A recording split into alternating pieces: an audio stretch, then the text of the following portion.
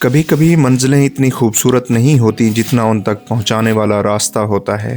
इस्लामाबाद का sector F6, जहां बड़े बड़े बंगले हैं, चौड़ी सड़कें हैं और वो लोग रहते हैं जिनके पास ज़िंदगी की हर आसाइश है।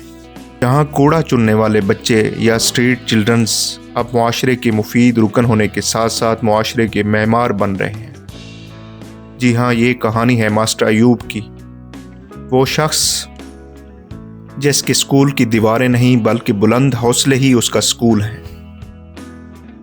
मास्टर अयूब की ज़िंदगी दो आगों के दरमियान बटी थी। एक वो आग जिसे वो फायर ब्रिगेड की गाड़ी पर सवार होकर बुझाते थे, जबकि दूसरी वो आग जो उनके सीने में थी जिहालत के खात्मा की।